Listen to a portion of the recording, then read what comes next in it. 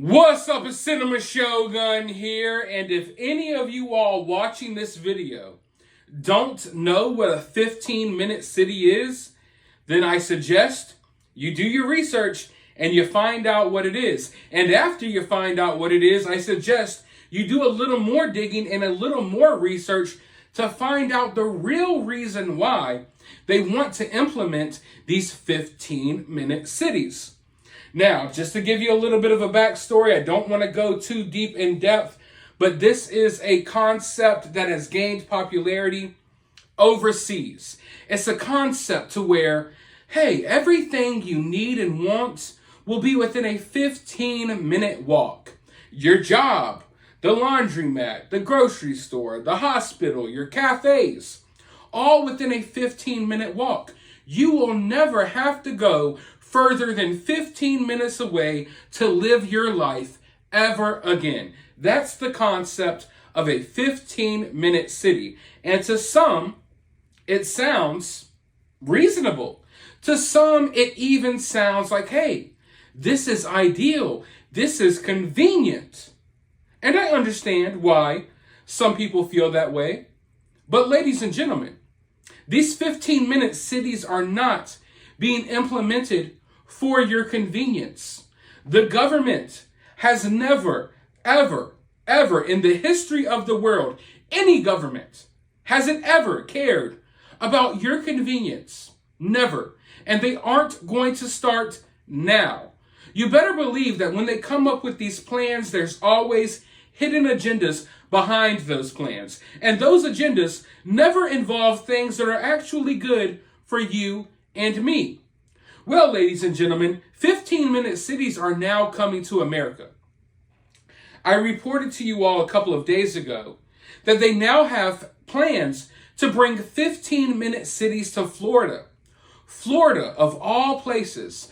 Florida would be the last place that I think would allow something like this, yet the plans are already in development. But not just Florida. Cleveland is actually looking to become the first 15-minute city in the United States. Now, I recently talked about this on my Twitter. If you haven't already, follow me on Twitter. And one of my followers, one of my subscribers, asked me, why is this such a big deal?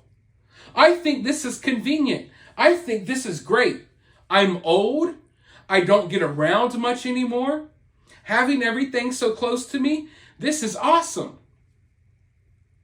But I have to ask people with that mentality.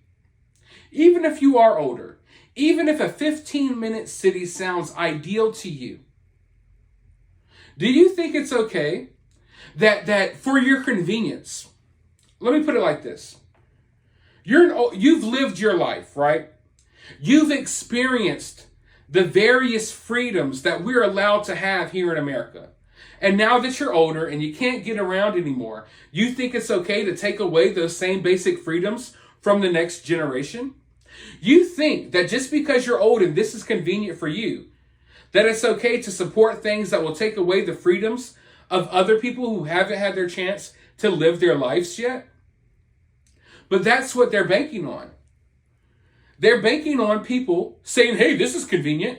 I'm an introvert. I don't like leaving my house anyway. Sure, I'll take the 15-minute city. Or, hey, I'm paraplegic. Or, I have trouble walking. I have trouble getting around. Sure, I'll take the 15-minute city. Or, most popularly, what's going to happen is I'm old. I'm in my 60s, 70s, 80s. I'm retired. I like the 15-minute idea. So, what we're dealing with here is we're going to deal with a certain portion of our population who will willingly throw away the freedoms that they once enjoyed. They will throw it away because they no longer enjoy those freedoms anyway. They're older and they want more convenience. They want their life to be more convenient. And in order for their life to be more convenient, they don't care if they make things worse for me or for you or for your kids or your kids' kids or your grandkids. And I have an issue with that. I don't have an issue with the subscriber I talk to because you have to understand that not everyone is going to fully grasp this situation. Not everyone is going to realize that, hey, These 15-minute cities are being made to contain you. They're not being made so, oh my God, you have an easier way to get to the laundromat and to go get coffee. Do you think they care about that? No, not at all. They are being made to contain you. To contain you like a freaking lab rat. A lot of people will never grasp that. They will never grasp it. So there's a lot of people who they don't mean any harm at all. If you go tell your grandma about a 15-minute city right now, she could be the coolest grandma in the world. She might not see the issue with it because she doesn't understand the wicked, dark plans that are behind them.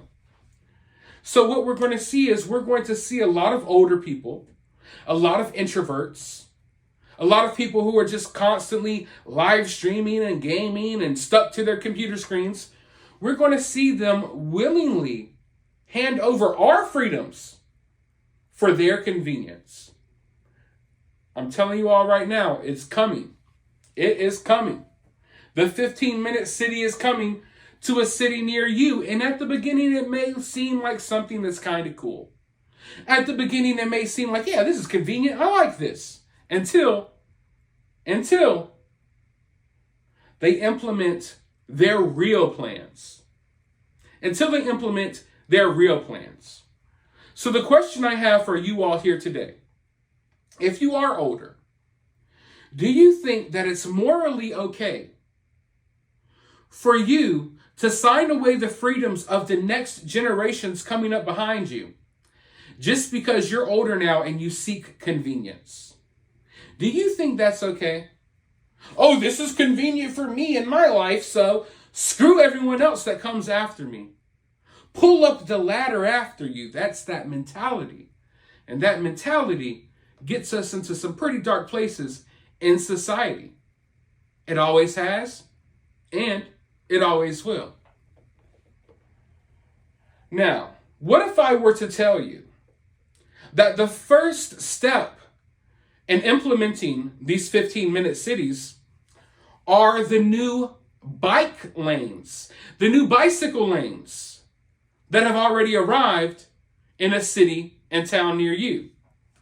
I'm not talking about the sidewalks in the residential neighborhoods where people ride their bikes. No, I'm talking about the bike lanes that have been added to the expressways and to the roads that you travel on in your vehicles. I'm not talking about the bike lanes at the park. I'm talking about the bike lanes that have been implemented onto the roads that you travel 55, 65 miles per hour down. That is simply the first step. Now, I know a lot of bike riders are going to be pissed off like, man, why are you talking about our bicycles? Honestly, I'll be blatantly honest. I don't think anyone has any business riding a bicycle down some of these roads. There are plenty of ways to get around, including a bicycle, and there are plenty of routes you can take. So the fact that they've added these bike lanes to these roadways where, sometimes the speed limit's 65 miles per hour. We got people driving, going crazy everywhere. Then you got that one slow bike rider holding up traffic. Inconveniencing hundreds of people, stopping people from getting to work on time because they got to take their bike on the actual road. That, ladies and gentlemen, is always and has always been the first step in implementing these 15-minute cities. They come and they start reconstructing your roadways. They add a bike lane. And then before you know it, they add another bike lane. And then before you know it, they add rules and regulations like, hey, you can't travel down this road anymore. This road is for bicyclers only. This road is for people who aren't ruining our environment with their cars. It all starts with the bicycle lane. And I know some of you are like, bicycle lanes? And I'm not here like, whoa, bicycle lanes are evil. Bicycle lanes are going to take over the world. That's not what I'm here to say. Okay? I'm not taking it to that extreme. But when you're looking at the 15-minute city and how they implement these 15-minute cities, the bike lanes come first. And then the arguments over, well, who has more of a right to the roadway? The one person who wants to drive his bicycle idiotically down the highway? Or all of these hundreds of thousands of people who are trying to travel to and from in their vehicles? So that's how this all starts. And then slowly but surely, they put in these regulations and laws so you can't travel as freely throughout your city as you used to in a car. But hey, if you want to walk or ride a bicycle, that's okay. That's how it all starts. Taking away vehicles, for one, is one of their main agendas. It may sound crazy, but they don't really want you to have the freedom of traveling wherever you want, whenever you want. They don't want that anymore. And does no one find it odd that but let me put it like this. No one, and I mean no one, was talking about 15-minute cities coming to America before the lockdowns that we experienced a couple of years ago. And then all of a sudden, after we get out of these lockdowns, the 2 weeks to flatten the curve that turned into 2 years, after we get out of that nonsense, all of a sudden cities are like, you know what? We've been living this way for hundreds of years, but now we want a 15-minute city. We want to make sure you can go here and travel. It's all BS. It is all complete crap. Lies. It is all lies. They want you contained. They want to make sure you can't travel. And best believe, when the next lockdowns come, when the next virus escapes another laboratory in China, they're going to have you stuck in these 15-minute cities, not being able to travel outside of these 15-minute cities, not being able to go anywhere, because that is their ultimate goal, is to lock you down and to make sure you do not live a free life. They want the world to themselves. They want to jet set around the world. They want to live, fabulous lives, sightseeing, seeing the country, seeing other countries. They want to experience everything while keeping you in a little box, depending on the government. And that's what these 15-minute cities are. They are being implemented to keep you in place. And overseas, they're already talking about certain laws to where, if you want to travel outside of this 15-minute city, guess what? You got to have a permission slip, basically. It's like, hey, you've all been to school before. Did you ever have to raise your hand and say, hey, can I go use the bathroom? You would have to wait for permission to take a shit or piss, right? That's what a 15-minute city is. Hey, government, hey, it's me, yeah. It's me again. Hey, can I maybe travel 20 minutes away? Can I maybe go over to this town and visit my grandma? Can I go over here for my job? That's what the whole point of a 15-minute city is. In the long run, is to keep you contained, and they're already putting these regulations in place overseas to where you have to beg for permission from the government to travel anywhere. Let's put it like this. We all have our favorite restaurants, right? Maybe some of us have our favorite, let's just say Starbucks. I think a lot of people drink coffee. Everyone that drinks Starbucks knows that, hey, there are certain Starbucks in town that make your coffee or make your drinks just a tad bit better than the other Starbucks. And sometimes you say, hey, there's a Starbucks 5 minutes down the road, but I'm going to drive 15 minutes to my favorite Starbucks. They want to make sure that little decisions like that are no longer possible in your life. When these regulations are put into place, you will have to ask the government for permission to go get a coffee that's 20 minutes away, as opposed to a 15-minute walk from your house.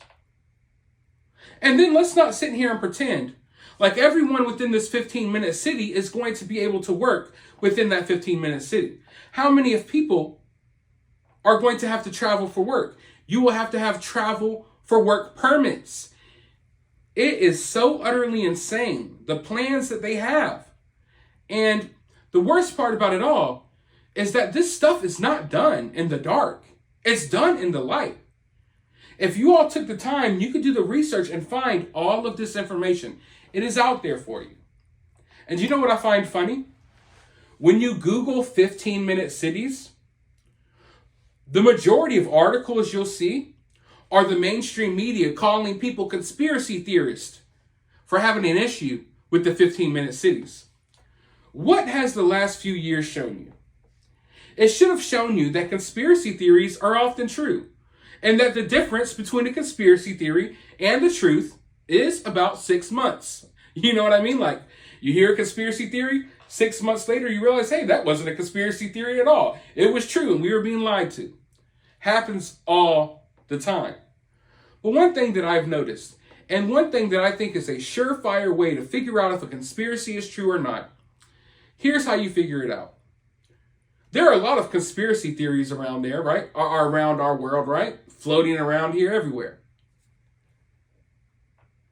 When you see a conspiracy theory and you don't see the government calling it out, you don't see mainstream media acknowledging it, and you see no one talking about it, you want to know why? It's probably because that conspiracy theory is fake. And they know it's fake, therefore there's no point in even talking about it. There's no point for them to waste their time addressing it. Now, when a conspiracy theory is true, you'll know, because they'll start acting crazy. You know, trust me, as someone that covers news stories, you know when you're hovering over that target, because that's when they start labeling you all types of stuff. Oh, you're a conspiracy theorist now. You're a conspiracy theorist. Go Google 15-minute cities. Half of these articles are just the mainstream media trying to gaslight you into thinking 15-minute cities are cool and awesome, and anyone saying otherwise is a conspiracy theorist. The only reason they see the need to do that is because they know that these conspiracies are true. And they're trying to hide that. They're trying to gaslight you into being okay with this stuff until it's too late, and until you find out that, hey, all of those conspiracy theorists were actually telling us the truth all along. Happens time and time again. It's frustrating, but it's also hilarious. Like, honestly, I Googled 15-minute cities today, and I couldn't help but laugh at how, like, oh, just article after article, this is a conspiracy. Inside this conspiracy, the 15-minute conspiracy. You're a conspiracy theorist for thinking this. And it's like blatantly obvious that someone hit the target.